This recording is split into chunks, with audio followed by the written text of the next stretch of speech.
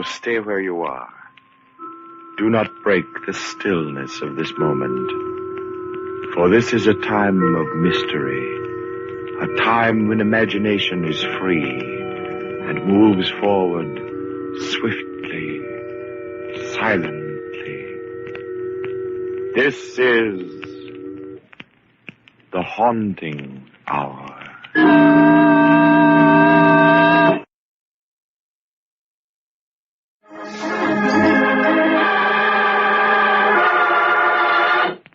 Date in the dark.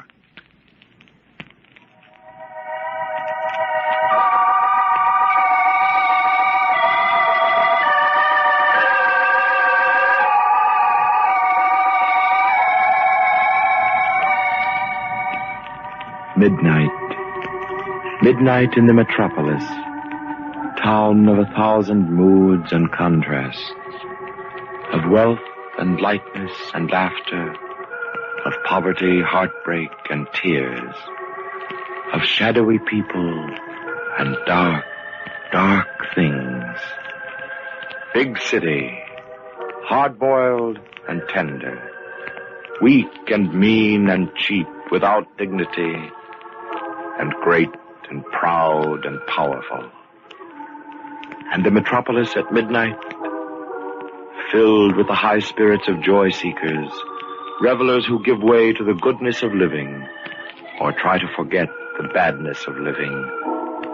Midnight that is brooding, sinister.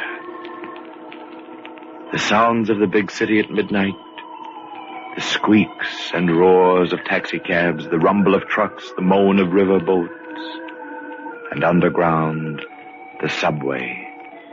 And under and above, the sounds of the people, shrill, ribald, futile. But there is quiet, too, in the teeming city at midnight. The quiet that is broken by the wail of a child, the rattle of a snore, or, as in the home of Earl Breton, a private detective, and his partner, Owen Bailey, called the Professor. The telephone rings, and the Professor answers it. Hello? Earl Breton? No, this is Mr. Bailey, Breton's partner. Who's calling? This is Bill Henderson. Is Earl there? Just a moment. It's Bill Henderson, Earl. You want to talk to him? Bill Henderson? What does that crooked politician want? Sounds very anxious. Oh, that's too bad. Tell him I'm very busy. I gotta go to sleep. Hello, Mr. Henderson. Yeah? I'm sorry, but Mr. Breton is not in... Bailey. If Earl doesn't talk to me, he may be responsible for my death. I can't possibly see how All right, that... let me have the phone, Professor. Hello, Henderson. Is you, Earl? Yeah, what's on your mind? I gotta see you right away, Earl. Can you meet me down at your office? Office hours are from 10 to 2, Henderson. You know that. I'll see you tomorrow. No, wait, Earl, wait. I tell you gotta see me tonight. Now, look, I can't... Wait until tomorrow, because I may never get there tomorrow. How do you figure? I can't explain it on the phone, but I know what I'm talking about. I gotta see you tonight. Gotta. Where are you now? I'm at my house. Okay, give me a few minutes to get a cup of something warm. I'll meet you down at the office. Thanks a million, Earl. Never mind the thanks. Bring some money with you. Don't worry about that, Earl. This is worth anything to me. Goodbye. What seems to be his trouble, Earl? Well, he's probably swindled one guy too many. Good. What do you mean, good? I mean, he picked a good time for it. We can very well use the money, you know. Well, you can start drawing the bill now, Professor. And remember, after office hours, it's triple the usual.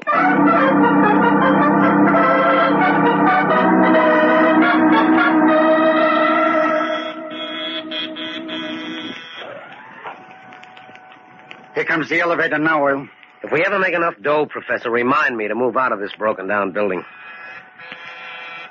All buildings are pretty much alike at this hour of night. How do they expect one old guy to take care of this whole thing by himself?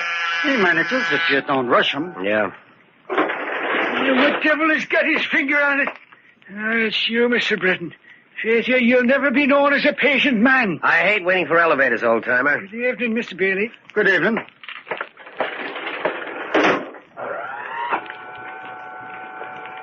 You've got lots to do around here, haven't you? Sure. I've got to make the rounds, you know.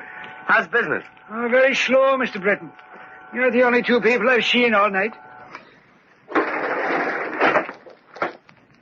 Hey, it's pitch black out here, isn't it? You want me to put the hall lights on? Don't bother, old-timer. We'll make it.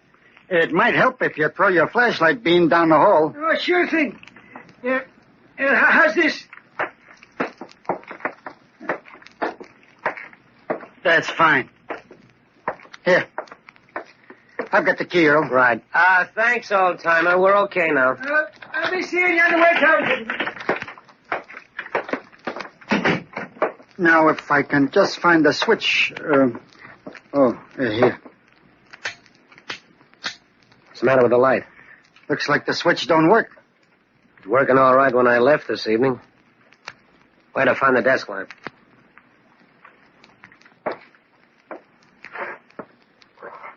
Find it, Earl? Yeah.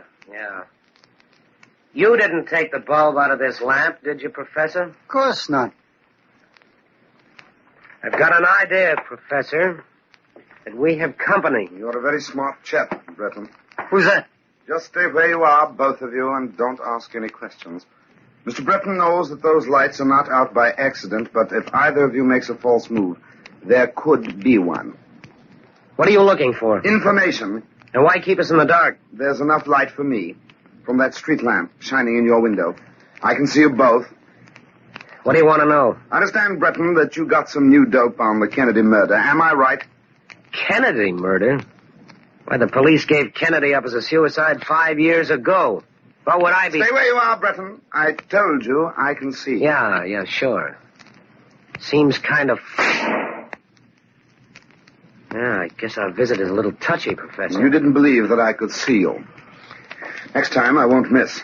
Now, give it to me straight. I told you I don't like the smell of a body that's been buried 5 years, and I ain't digging it up. Now, what else do you want? Mr. Breton, are you in there? Don't make a move. Mr. Breton. Mr. Barry, whatever happened is... Okay, I hope you get a big kick out of beating up a helpless old guy. That was very tough. Very. That Professor, I got it. What happened, Earl? Where are you? Right over here where that voice was coming from, and he's not here. Maybe he moved over to another corner of the room. Duck behind something, Professor. I'm going to light a match. Careful now, Earl. Well, I'll be there's nobody here. Who's that lying in the doorway? Wait a minute. Looks like the old-timer. Here's his flashlight. I'll turn it on. Here, put him in this chair, Earl.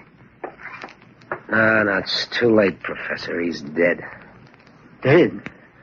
That dirty rat killing a sweet, harmless old man. Wait, what's this here on the floor? Let me see Hotel key. Hotel Markham, room 517. Think that fell out of the old man's pocket? No, that's a mobster's hotel. It's full of gamblers and racketmen. Then that means if we go to room 517, we ought to be able to find out the man who did this. You don't find anybody in that hotel. You smoke them out. Besides, that key might have been stolen just so somebody could plant it here. Don't you see that? Then how are we going to know? The voice, Professor. I'll never forget that voice. I'm promising the old man now that I'll find it. Well, what do we do, Oil? You go find Henderson and tell him we won't be able to see him tonight. I'm going to the Hotel Markham. Meet me there as soon as you're through. In front of the hotel. And what about the old man? On our way out, we'll ring the night alarm. That'll bring the police. But aren't we going to tell him what happened? Right now, Professor, we don't know any more than they do. Come on, let's go.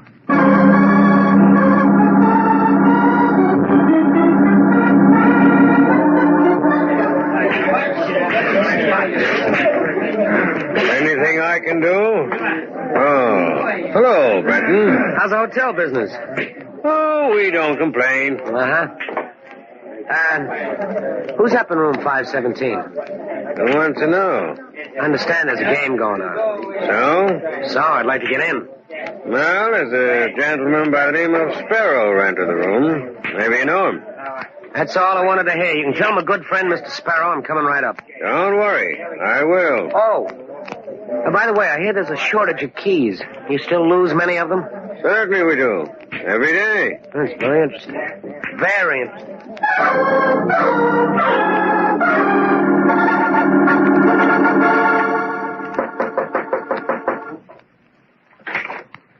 Well, look who's here, fellas. My old pal, Earl Breton. Hiya, Sparrow. Fine. Come on in. How's the game? Pretty good. You want to take a hand? Yeah, maybe. How long you been playing? Oh, about 12 hours. Now, meet the boys. All right, fellas. This is Dan Huber. He's new in this town. Yeah? Didn't take you long to find this place, did it, Dan? Mary, I got a nose for this stuff. Yes. And you know Harry Jackson, Earl, don't you? Sure, I know Harry. How are you, Harry? Fine. What did you say, Harry? I said I'm fine. That's what I said. Sure. Now, this is Willie Garvin, and over here... That's a funny name, Willie. What's funny about it? How do you spell it? Garvin. Why? Does it sound familiar? No, Willie, no. And I don't have to introduce you to my partner, Joe Murray, huh? Hello, Joe. Hello. Funny to find you and Sparrow in the same game, Joe. What's funny about that? Well, after all, you and Sparrow are partners, aren't you? Nobody said for you, Breton, and if you don't like what goes on here, you can shove off. Come Get it? on, Earl. When are you going to stop burning up Joe?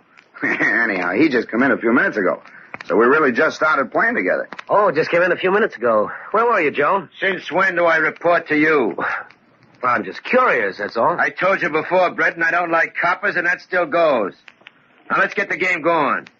Well, Earl, you taking a hand? Sure, but first I gotta get the professor. He's got my dough. I'll be back in a few Wait minutes. a minute, Breton. What are you trying to pull? Why didn't you bring your dough in the first place? I just wanted to see who was in the game. Oh, sure, Joey's got a right to know.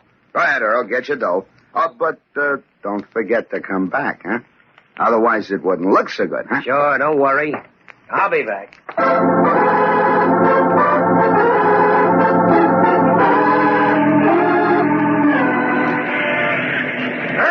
I'm over here. Oh. How long you been waiting, Professor? I just got here. Did you find out anything? No, not a thing. I listened to every voice up there. Not one of them was the right one. How about you? Did you see Henderson? Yeah, that is, I didn't see him, but I found out about him. What do you mean, found out about him? Well, when I got there, Earl, there were a lot of people outside the house, and the police were there. Police? What happened? Henderson was murdered.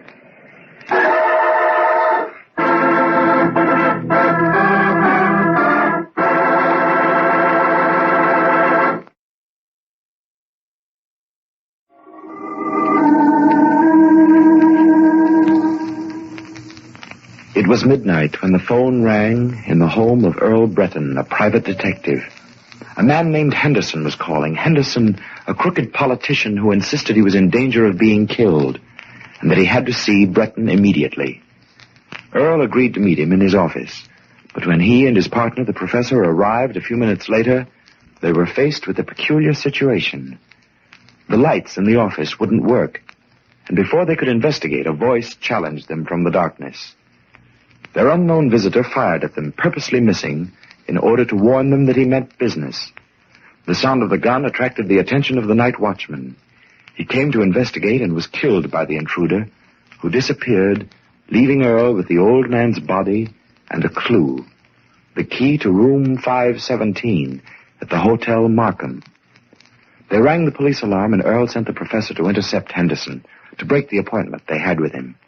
Then he went to the hotel, to room 517, where he expected to find the killer. He interrupted a card game, but Sparrow, the gangster who was registered in 517, invited Earl to sit in, much to the displeasure of his partner, Joe Murray. Breton accepted, promising to return soon. He went down to the street where the professor was waiting. The professor had news for him. Henderson had been murdered. How did you find out he was murdered, Professor? I overheard two policemen talking to one another. Did the cops know you were there? Oh, no. We wouldn't want them to know we was interested, would we? Good for you, Professor. But now that I think of it, Earl, shouldn't we tell the police what we know? Well, that's a good idea, except that we don't know anything they can't find out for themselves. But they don't know that Henderson called us to meet him at the office. And then when we got there, we met somebody else. And it was that somebody else who killed the night watchman. I know there's some connection between those two things, Professor. In fact, if I didn't know Henderson's voice so well... You'd say that it was the man at the office who imitated it? Sure, that's an old trick. A man disguises his voice to sound like... Hey, just a minute, Professor. Why couldn't it be... You mean you actually think that the man we met in the office was the one who called us earlier, and he imitated Henderson's voice? No. That'd be too obvious. The killer's much cleverer than that. But you do think he had something to do with both of the murders? Certainly, if he didn't... How would he know that we were coming down to the office at midnight? He was expecting us. So he must have been with Henderson at the time Henderson called us. If you don't mind my saying so, Earl, it doesn't make sense. Why should this man have bothered to come down to our office just to ask us about some murder case that was over and forgotten 5 years ago? That's just it, Professor. He didn't want that information at all. That was just to throw us off the track. That was why he left the key there when he slugged the old man and disappeared. You mean he actually wanted us to follow him here to the Hotel Markham? Don't you see? He was trying to establish the alibi that he was playing cards in this hotel at the time of the murder. And he could force us to testify as police witnesses that we saw him here. Then why don't we tell that to the police? Oh, Professor, you're slipping. You know the police don't want ideas. They've got their own. Besides, if we don't know whose voice we heard, what can we tell them? Well, at least we can tell them that it was somebody who's up in that hotel room now. Sure. But can we prove it? I guess not. Well, then what can we do? We gotta go upstairs and find out who that phony voice belongs to. But life can be very short in a place like this. I mean, I'm not thinking about me. I know, Professor, I know. But I made a promise to that old watchman that I'd find the guy who killed him, and I like to keep a promise. But we ain't got enough money to play cards with those people. They don't know that. Well, I don't think it should take them more than one hand to find out. All right, then you'll have to stall. Now, one of those guys up there has a phony British voice. So? Listen. Stay where you are, Breton. I told you I can see. How's that? If I wasn't looking at you, I'd swear it was the guy in the room. Good. That's all I wanted to know.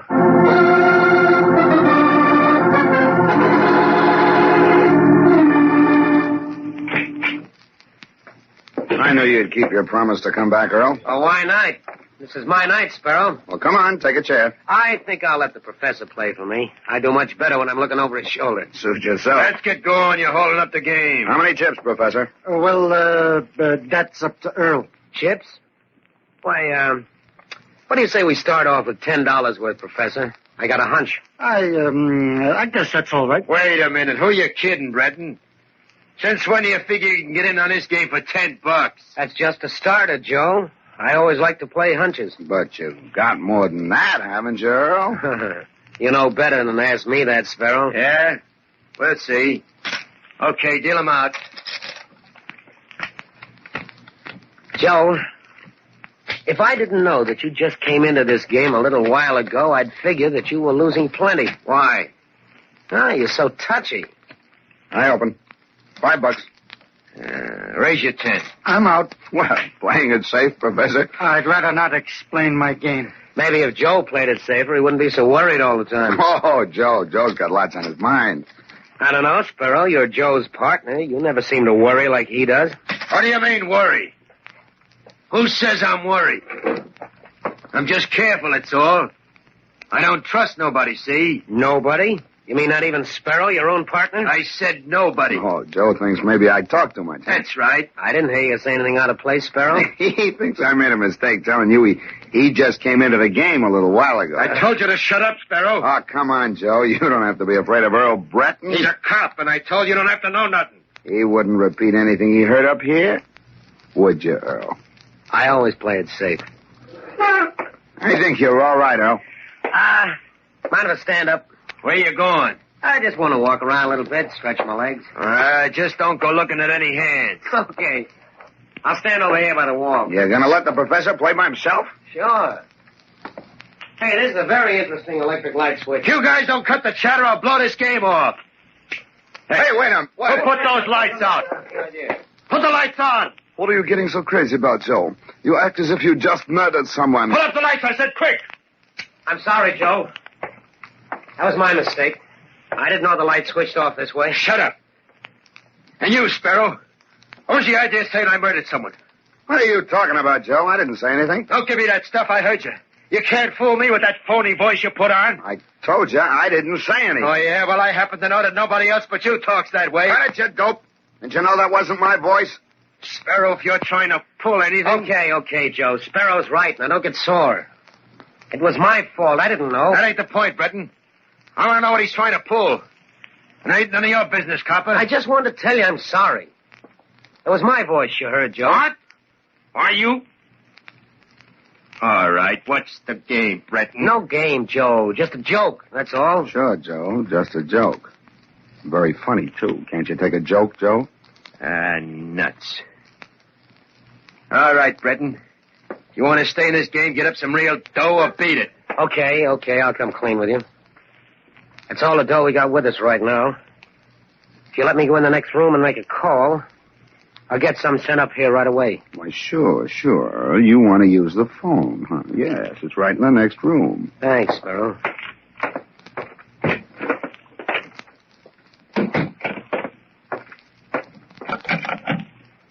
This is the desk. Hello. Give me Spring 73100. Spring 73100. Right. Who are you kidding? That's police headquarters. Say, have you got any complaints to make? Hold on there. Hey, wait a minute. What goes on here? Is one of your keys? Oh, hello, Sparrow. I can't say much for your phone service. No? What's the matter with it? They wouldn't get a number for me. I see. Who you calling is so important. The police. I guess I can wait. Yeah. Say, I'm glad you came in here, Breton. I wanted to have a little talk with you. Alone. You wouldn't use that revolver right here in this room, would you? Wouldn't I? You know, I can do pretty much as I want to in this hotel. You know that, don't you? Yeah. But if you killed me now, wouldn't you have to tell Joe why you did it? Well, what do you mean? I mean, wouldn't you have to tell him that you were tired of being partners with him and Henderson? That you wanted the whole racket for yourself? So that you killed Henderson, trying to make it look as though Joe did it so he could take the rap? If you're trying to talk loud so Joe will hear you, I might as well tell you he just left. Well, at least I found out it was you who slugged the night watchman in my building tonight. So what? Just that you killed him, that's all. You shouldn't have gotten away. Then you're admitting that you killed Henderson and the watchman. Only to you, Breton. And I'll tell you why. Because I'm going to make sure that you'll never be able to tell it to the cops. See? I don't have to tell them, Sparrow. They know about it already. Oh, sure. You gave them all this information before you came up here. No, I didn't tell them. You did. You know something, Breton? I'm beginning to think you're a little bit nuts. I suppose you wouldn't believe me if I told you the police are listening to you right now?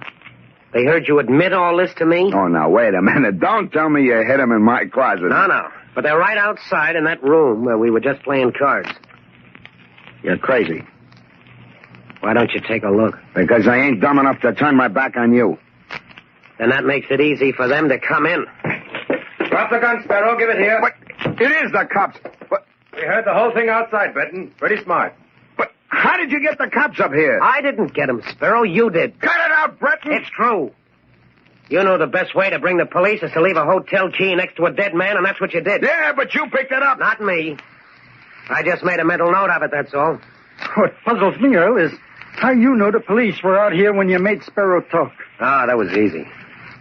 When I tried to put through a call before, I heard a voice at the switchboard asking about a key.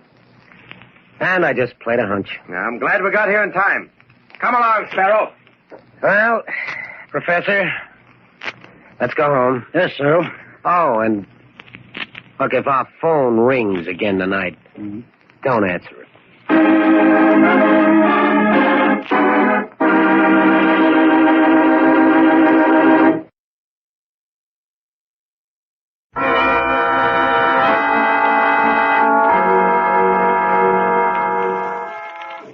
From shadows and stillness, mystery weaves a spell of strangest fascination, charging the mind with doubts and fears. For mystery is a strange companion, a living memory in the haunting hour.